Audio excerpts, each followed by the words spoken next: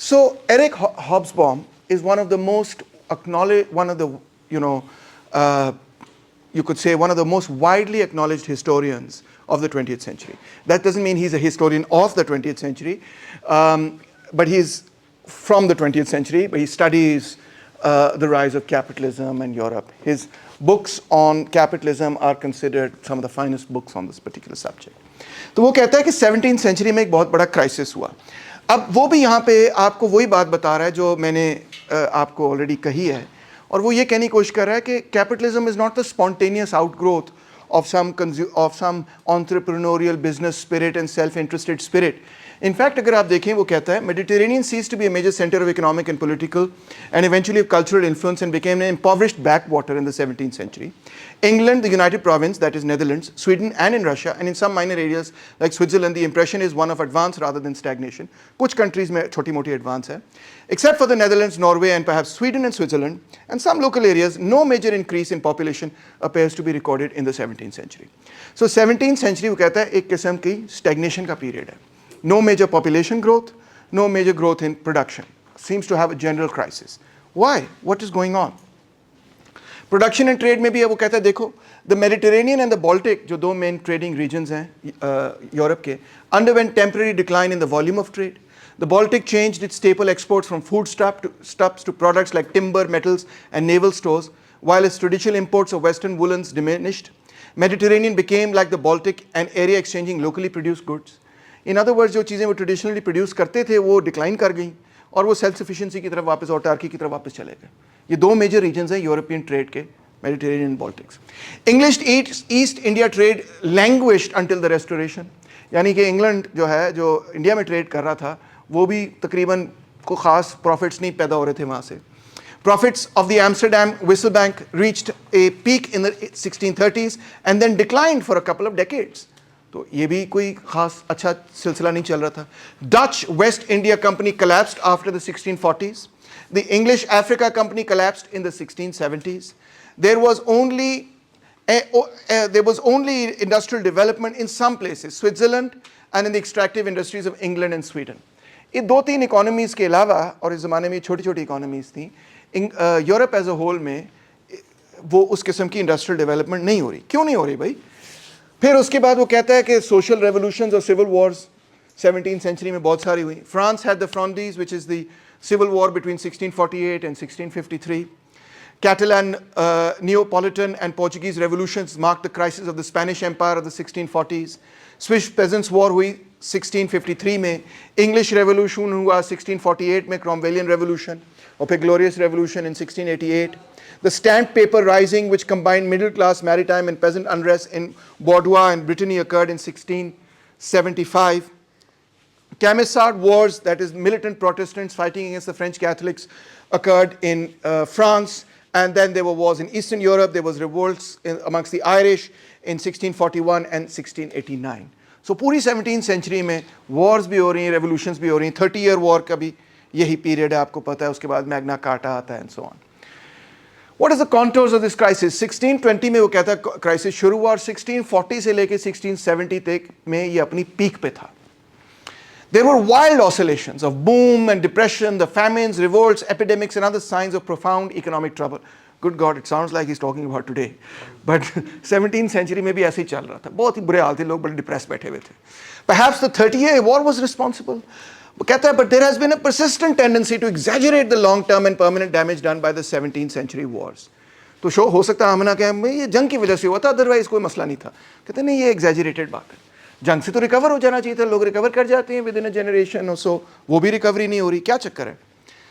Why did the expansion of the later 15th and 16th centuries not lead straight into the epoch of the 18th and 19th century industrial capitalism? बड़ा दिलचस्प सवाल है. वो कहता है कि 16वीं सदी में ही ऐसे सारे प्रीरेक्विजिट्स पैदा हो गए थे कि at the end of the 16th century capitalism, industrial capitalism, यानी कि the industrial revolution ought to have happened. मगर 100 साल तकरीबन stagnation रही और industrial revolution नहीं हुआ. अजीब सी बात है. अब आपने तो शायद इतनी यूरोपियन हिस्ट्री नहीं पढ़ी कि you can accept this, but let's take his word for it for the moment and let's assume کہ 17 سینچری کے اندر واقعی ایک اسٹیگنیشن ہوئی, اور 16 سینچری کے فوراً بعد ہی کیپٹلسٹ انڈسٹریلائزیشن ہو سکتی تھی, انڈسٹریل ریولوشن ہو سکتی تھی, مگر کسی وجہ سے نہیں ہوئی. اب ہاؤسبام کوشش کرے گا کہ ایکسپلین کرے کہ کیوں نہیں ہوئی. What in other words were the obstacles in the way of capitalist expansion. Technical issues کہتا ہے یہ مسئلہ نہیں تھا. کہتا ہے the purely technical obstacles to capitalist development in the 16th and 17th centuries were not unsuperable. They were not, ایسے نہیں تھے, they were not a deal breaker. مطلب they could have been surpassed. The 17th century crisis cannot be explained by the inadequacies of the equipment of industrial revolution in any narrowly technical and organizational sense. Technology تھی more or less for Europe to have the industrial revolution from the 16th century onwards. 100 سال پہلے ہو سکتا تھا industrial revolution, مگر نہیں ہوا. کتنی عجیب سی بات ہے. کہتا ہے فار ایگزامپل جرمنی 1450 سے 1520 تک کے میں دیکھیں تو انہوں نے پرنٹنگ پریس بھی بنا لیے تھا, انہوں نے نئے قسم کے فائر آرمس بھی بنا لیے تھے, انہوں نے واچز بنا لی تھیں, یہ والی تو نہیں مگر خیر دوسری والی, اور انہوں نے مائننگ اور میٹلرجی اور اس طرح کی اور بہت ساری چیزوں میں بڑی ساری ایڈوانس کر لی تھی. تو یعنی prerequisites for the industrial revolution were already laid down 100 years before the industrial revolution actually happened. ہاں جی کیا چکر ہے, عجیب سی بات ہے. تو آنسر وہ کہتا ہے capitalism was still subservient to feudalism. The scope of capitalist expansion was limited by the general prevalence of feudal structure of society. Feudalism dominate کر رہا تھا, اور feudalism ابھی capitalism کو ایک طرح سے اس نے گھونٹ کے رکھا ہوا تھا, اس نے دبا کے رکھا ہوا تھا, اس نے اس کا گچا دبایا ہوا تھا. ٹھیک ہے. Business adapted themselves to operating in a generally feudal framework, accepting its limitations and the peculiar demand for its services and becoming in a sense parasitic on it. یعنی جو بزنسز وغیرہ تھیں بھی, جو چھوٹی موٹی کیپٹلسٹ انٹرپرائزز تھیں بھی, وہ ایک اوور آل فیوڈل سوسائٹی کے اندر, جو فیوڈل سوسائٹی کی اپنی کیا کہنا چاہیے ڈیمانڈز تھیں, اسی کے اندر ہی رہ کر وہ کام کر رہے تھے. اس سے باہر نکل کر وہ ایک نئی سوسائٹی کو جنم دینے کی کوشش نہیں کر رہے تھے, یا نئے طریقہ کار آف پروڈیوسنگ کو بھی متعارف کرانے کی کوشش نہیں کر رہے تھے. What are the examples of that? کہتا ہے دیکھو profit motive does not automatically lead to capitalism. یہ اس کا مین تھیسس ہے ایک طرح سے, اتنی ساری ٹیکسٹ پڑھ کے آگے پیچھے کر کے اس کو ایکسٹریکٹ کرنا تھا. کہتا ہے یہ خود بخود نہیں ہو جاتا کہ آپ بھی سیلفش ہیں میں بھی سیلفش ہوں تو کیپٹلزم آپ ہی پیدا ہو جائے گا. پوری 100 سال گزر گئے, کیپٹلزم آ ہی نہیں رہا, آنے لگا مگر آ ہی نہیں رہا, آنے لگا مگر آ ہی نہیں رہا, کیا چکر ہے. تو the weakness of the old theories which ascribed the triumph of capitalism to the development of the capitalist spirit or the entrepreneurial spirit is that the desire to pursue the maximum profit without limit does not automatically produce that social and technical revolution which is required. بہت important point ہے. ہابسبام بھائی کہہ رہے ہیں, دوبارہ سے پڑھ کے سناتا ہوں, تھوڑا اوکھا قسم کا ہے, کہ بھئی پروفٹ موٹیو ہمیں بار بار یہ سکھایا جاتا ہے کہ اس کے نتیجے میں خود بخود کیپٹلزم پیدا ہو جائے گا. مگر وہ کہہ رہا ہے کہ تاریخ یہ ثابت کرتی ہے کہ ایسا نہیں ہے. تاریخ یہ ثابت کرتی ہے کہ ایسا نہیں ہے. ان فیکٹ ہمیں نظر یہ آتا ہے کہ پروفٹ موٹیو جہاں پہ قائم بھی ہو تو وہاں پر بھی without other things coming true, without other things connecting, the capitalist system does not come about. In this period, جو چھوٹی موٹی businesses تھیں, they were mainly doing what we would call unproductive investments.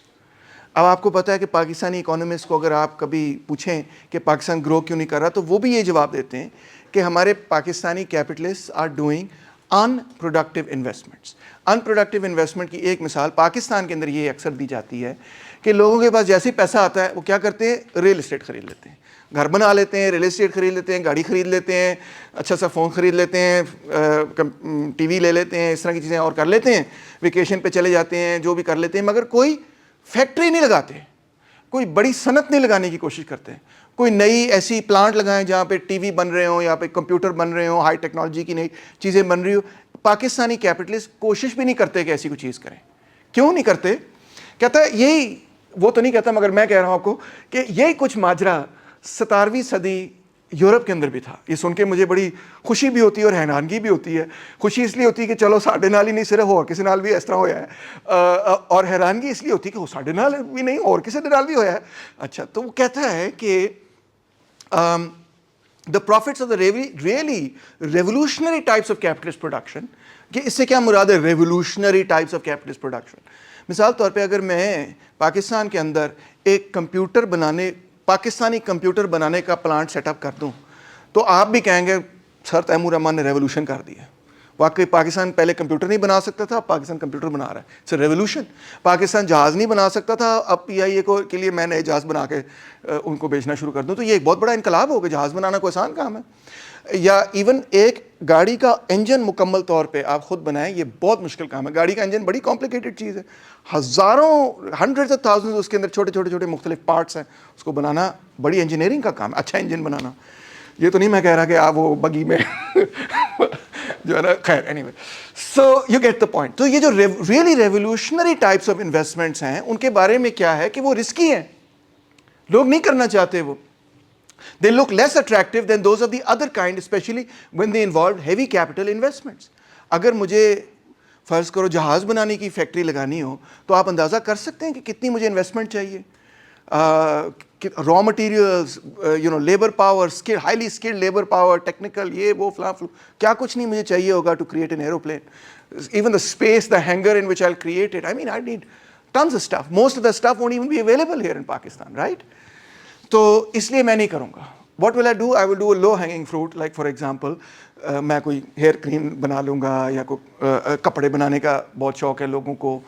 अक्सर हम बुटीक बनाना जो है वो एक बड़ा बिज़नेस है, जो बहुत लोग उसमें एंटर होते हैं पाकिस्तान में. छोटी छोटी चीज़ें बना लूँगा, मगर बड़ी चीज़ वो नहीं मैं बनाऊँगा, क्योंकि ये heavy capital investment, risky capital investment, जिसके लॉन्ग टर्म फ़वायद है, मगर जिससे सोसाइटी एकदम से बूम करती है टेक्नोलॉजिकली.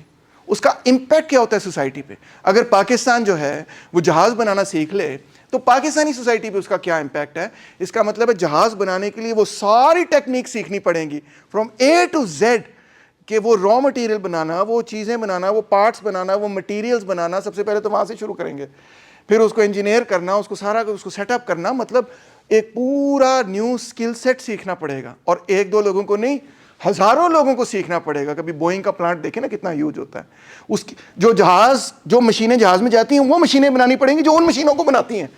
कितना कुछ काम करना पड़ेगा, बहुत काम करना पड़ेगा. तो वो कितना स्किल सेट, कितनी एडवांसमेंट होगी सोसाइटी की.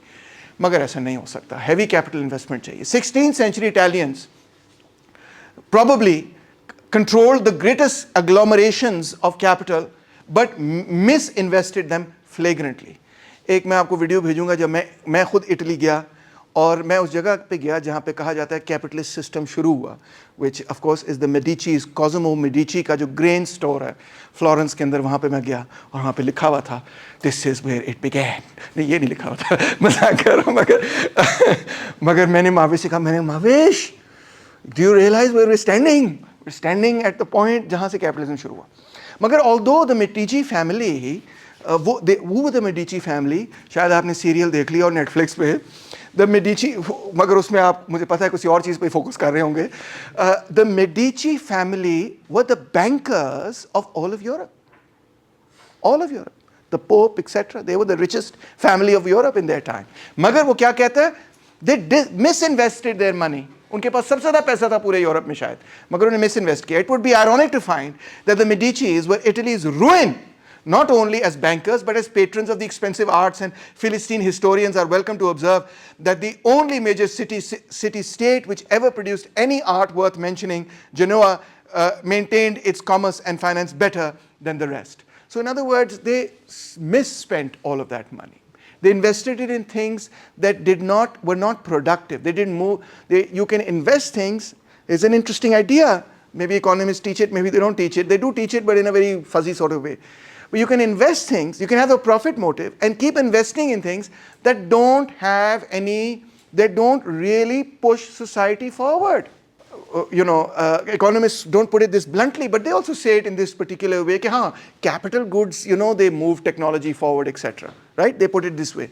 But I'm putting it in a more blunt way, that you can have a capitalist system which keeps investing in things that actually have zero technological growth, result in zero technological growth. Sir, not only just technological growth, I think also the creation of the labor market did not happen because they were not investing productively. Correct, that's absolutely correct. एक और example इसकी अक्सर दी जाती है कि Amsterdam के लोगों को बड़ा शौक हो गया था ट्यूलिप्स का. वो जितने पैसे इकट्ठे होते थे उससे वो अमेजिंग किस्म की ट्यूलिप्स बनाते थे और ट्यूलिप्स बनाते जाते थे। फाइनली वो ट्यूलिप्स इतने महंगे होते गए because they all love tulips so much. अब देखो सेल्फ रेगुलेटिंग मार्केट की हकीकत, उनको ट्यूलिप से इतना इश्क हो गया, ये मार्केट कर रही है, ठीक है, इतना इश्क हो गया कि वो ट्यूलिप्स पता नहीं कितने कितने गोल्ड के बराबर वो एक ट्यूलिप बिका करता था। फिर फाइनली क्या, वो ट्यूलिप मार्केट कोलैप्स हो गई, धड़ल पूरी इकोनॉमी तबाह बर्बाद हो गई। They invested all their money in what, in making tulips. Because market is not going to tell you my friend कि मार्केट तो, हमें इकोनॉमिस्ट भी कहते हैं ना, यूटिलिटी डजंट टेल यू कि भाई उस चीज़ में इन्वेस्ट करो जिससे टेक्नोलॉजी ग्रोथ हो। आपका जो मर्जी आप उसमें इन्वेस्ट करते फिरें, आपको क्या फर्क पड़ता है कि आपको ट्यूलिप्स पसंद है आप ट्यूलिप्स खरीदते रहे, ठीक है। आप ऑब्सेस हो जाएं कि मैंने एक पेक्यूलर किस्म का शहद खाना है, बस आप वो शहद बनाई जाए, इन्वेस्ट करी जाए उसके अंदर, सोसाइटी को फायदा हो रहा है नहीं हो रहा, आपको फर्क नहीं पड़ रहा आपको। सो utility, when you use utility or purely consumer behavior or market behavior to determine what is going to be invested in, it's not necessary that the output of that investment is going to be technological growth. You could have lots of investment in things that have no technological growth. Yes. It depends on the public program entirely. If I have a public program for the better cultivation of tulips, then the result is going to be the same as a private program for the cultivation of tulips. If I have a private program for the development of computers, then that's going to, and if I manage that somehow, then that's going to have the same positive technological impact as a public program for the development of computers. So the locus of ownership is not necessarily related to the technological outcome of that peculiar investment. Yes. So to give you one, sorry Amina, to give you one more example, nearly all the investment for computers, for the internet, for space technology was actually by public organizations, was by NASA and by the US government. The US government paid MIT and Stanford and other places to develop all these things. ARPANET, if you ever want to look it up, was the military program which developed the internet. Without ARPANET, there would have been no internet. And in fact, the Soviet Union also had a program, similar program, jisko naam bhul gaya, which was also state funded, and it was also designed to develop the internet. And they did develop it for a little while, but then they faltered. Ji. But if you have public programs in a state, again, this comes back to the idea that assuming that, all economic growth will lead to the society's betterment. You can, like, for example, the Medici family did invest, as he said, in public arts and architecture and Correct. other things, right? You can invest for the betterment of society, and it doesn't necessarily have to be economic growth. Correct. This is more of a debate that we have now begun to have in the world today. In the 17th century, I think nobody really would have said this particular thing. And we've started to say this more and more as the climate crisis and as growing production, specifically in the first world, have resulted in such growing kinds of climate crisis and other kinds of crises that many voices have begun to say what growth should not be the only goal. And I think that's correct to say that, right? However, here what we're looking at is something quite different. We're looking at an economy that's, 400 years ago, right? And a very, very medieval, backward economy. I don't think anybody at that time is making the argument that they should stay the way they are. They do want to grow. But anyway, even if you, for normative reasons, say that they're fine the way they are, why do they have to grow?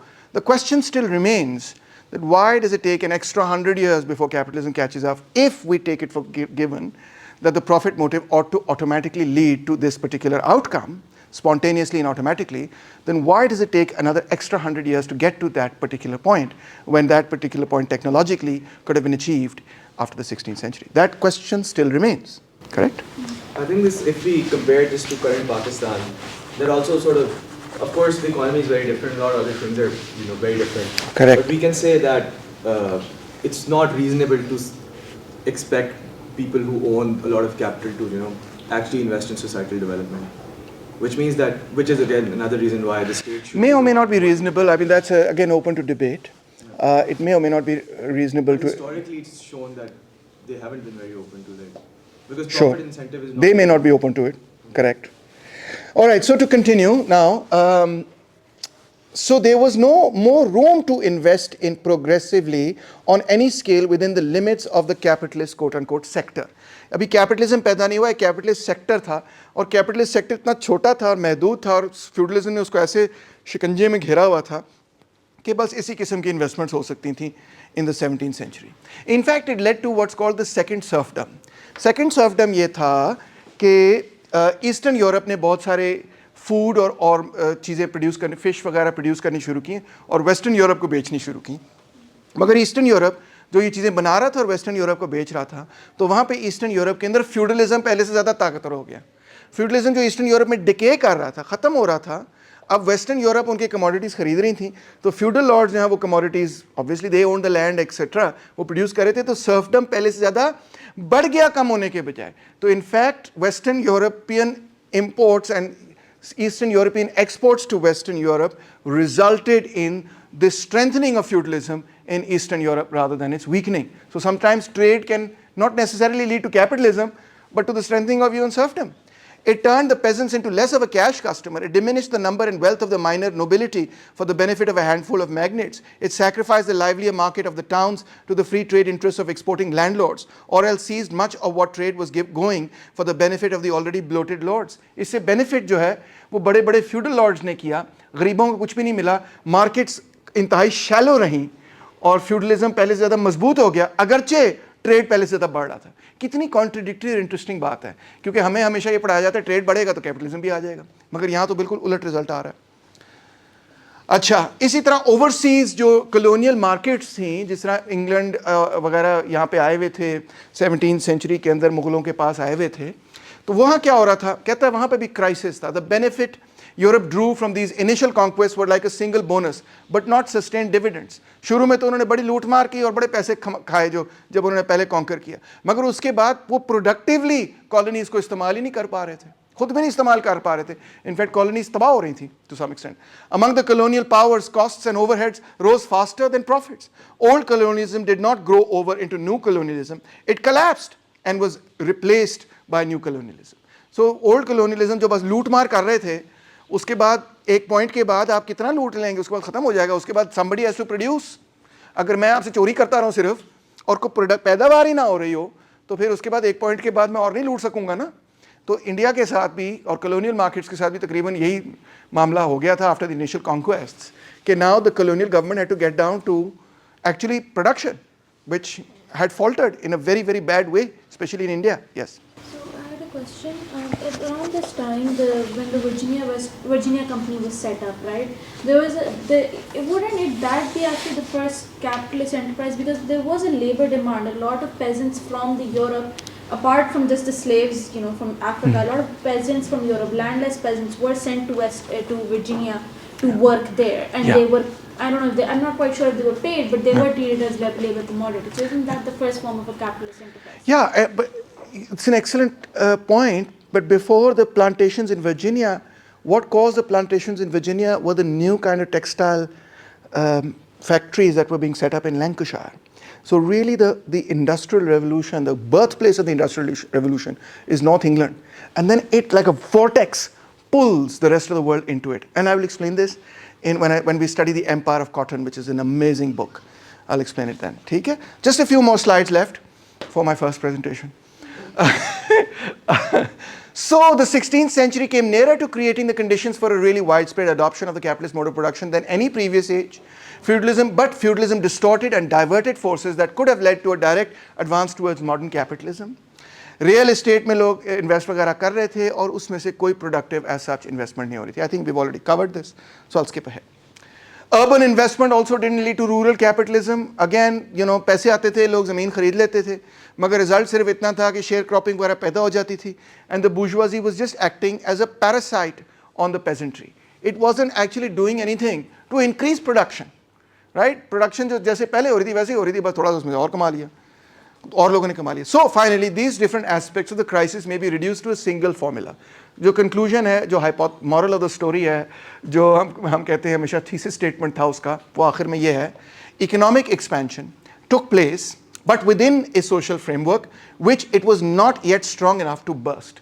Capitalism was there, but it was not yet strong enough to break feudalism, and in ways adapted to it rather than to the world of modern capitalism. So जो पैदावार हो रही थी, it adapted itself to feudalism rather than break feudalism and establish the capitalist mode of production. So 100 saal in a certain sense, therefore, in the 17th century, the feudal system remained stronger than the capitalist system, which was just now emerging as a little thread, and in a certain sense suppressed it, retarded its growth, stagnated its development. What do we learn from this? What's the fundamental lesson? The fundamental lesson is that profit motive, trade and finance, development of market, greed, etc., does not automatically result in capitalism. There are many, many social factors that you have to understand, and look at and examine to understand how capitalism is developed, how it developed, and how it can develop.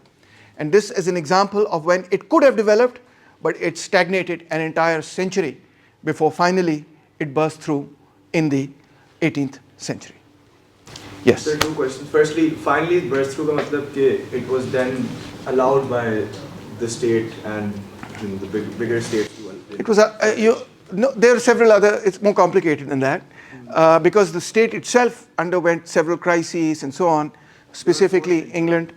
Yeah, I mean, some partially forced into it and partially they had no choice but to allow it and so on. One very important thing in all of that is, for instance, I mean, there are several factors in it. There are several books that we're going to study on why capitalism came about, where it came about, and when it came about. Why couldn't it come about in Pakistan or in China or in Japan or someplace else or in India? So we'll study all of that. It is a wonderful book called The Great Divergence, which captures a lot of that argument, right? But one thing that plays a very important role in this is that England is one of those countries with a very weak feudal system. Why does a feudal system become very weak? I'm just giving you one example. There can be many. One of the reasons why the English feudal system is so weak is because the English feudal class went to war with each other.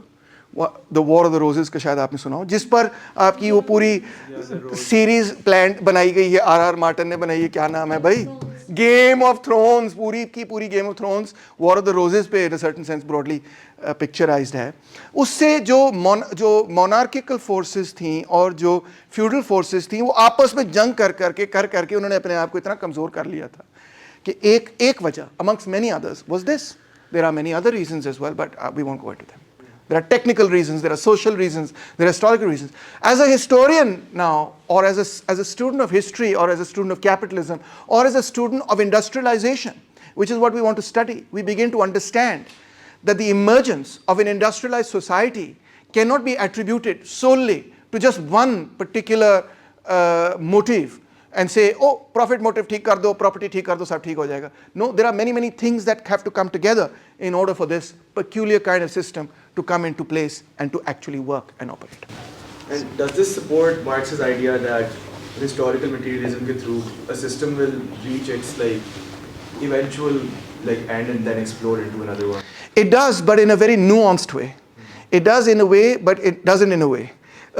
It does, but it not in the mechanical way. Yeah, it shows that history can be very also unpredictable and contingent. In the long run of history, yes, capitalism eventually emerged. And you could say it was inevitable that it would emerge. But when it would emerge, where it would emerge, how quickly it would emerge, what it would do after that, a lot of contingencies are involved in that. A lot of other things are involved in that we have to be, and it can even go backwards. Look, Marx has never said कि हर society हर वक्त बस progress ही कर रही होती है. Anybody who has read history, and Marx read a lot of history, would know that there are many civilizations that have advanced, and then there are many civilizations that completely not just went backwards or stagnated, but were eliminated, perished, खत्म हो गई, वो है ही नहीं. Aztecs किधर गए? Mayans किधर गए? है ही नहीं. They never became capitalists. The civilization was finished and wiped out as a civilization. So we know this. And we also know there are natural disasters that wipe out civilizations, other reasons, epidemics, famines, many, many things happen. So as a historian, we have to be sensitive to the idea that history does move forward, but it moves forward in a dialectic, forwards and backwards and sidestepping. It's a complex process and chaotic almost process through which this finally arrives at whatever result it did arrive at.